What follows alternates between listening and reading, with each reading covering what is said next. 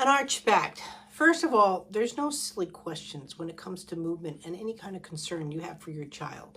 You as a parent have a right to get answers, and at the same time, you have a right to help your child. However, this is where we have to stop looking at static or linear movement and how a child is organizing and why. An archback can mean quite a few things, right? Archback is more commonly seen in children with high tone, stiff babies, babies that have had birth trauma of some sort or fetal trauma. Trauma usually relates to high tone, genetics usually is low tone, right? And you need to rule out, that kind of thing. Now, archback can also mean structure. There's a thing called laryngomalacia, right? Where there's a valve that goes over the larynx, and right, you're either supposed to eat or you're breathing, right? And that valve flops back and forth, and it's a little overgrown and it sizes out around the 11-month area. However, with some kiddos, it's very overgrown, or it's traumatized in some form, especially if your child's been intubated or NG tube, anything like that, where they've had to scope down the throat. They could have caught it, and now it doesn't work properly. So your child is actually arching back to breathe. Another structural issue could be reflux. And I say reflux is structural because it's a health concern. The child shouldn't be colicky or reflux. However, there could be a hiatal hernia. There's lots of things that can be going on, esophageal, things like that. And again, these take professionals. For laryngomalacia, you want to go to an ear, nose, and throat to rule out. And if you're going through, again, reflux, I know many pediatricians deal with reflux. I'm sorry, once a child is going to medication, I like a second opinion for someone that only deals with that subject. And so that would be a gastroenterologist. Gastroenterologist would rule out, because there's many forms of reflux. It could be Stuyvesant syndrome. It could be Barrett's. It could be eosinophilic esophagitis. And now I'm not saying all these things to make you worry, but those things happen. I've been around here long enough to see it. I've seen plenty of cases of laryngomalacia, but again, it's a back arching issue. Another thing that can cause it is when a child has a smaller head. That smaller head can cause a child to be off from their spine, and so their movements based off of the smaller head or microcephaly can also offer that. A flat head can cause back arching. There's many different ways. Hi, Irene. There's many different ways and reasons why you can have back arching. I have a dear someone who's about to become a practitioner, and he's in physical therapy school. And he was actually just taught in school that babies back arch because parents hold the babies incorrectly.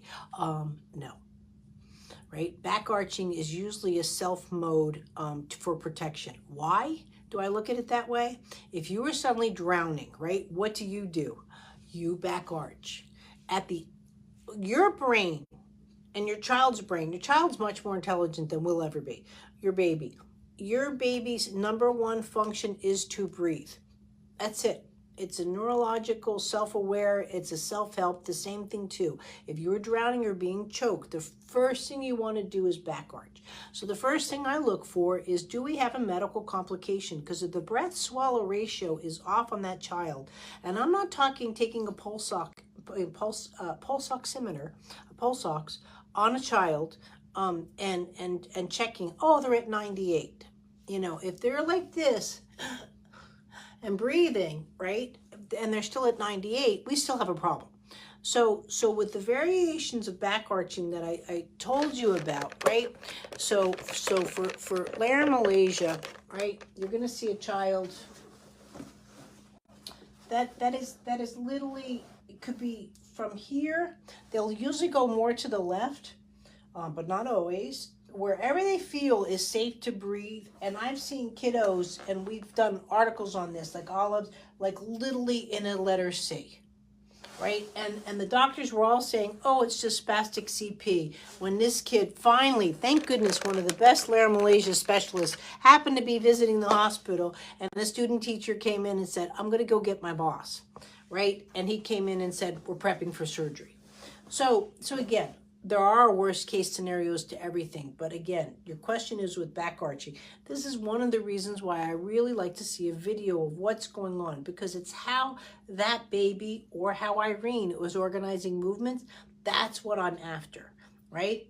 Yes, there's a cause for everything. I get it. I just want you to move better.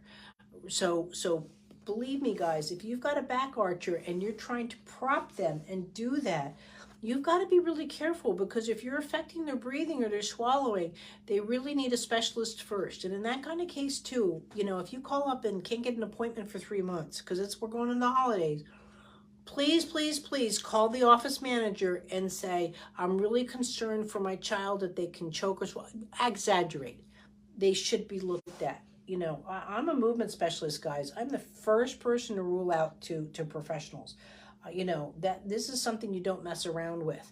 And especially too, if you're looking at the beginning stages of cerebral palsy. Cerebral palsy, it's much known for back arching. But again, if a child, even with neuromuscular conditions, feels that they can breathe best in this position, that's what they're going to do.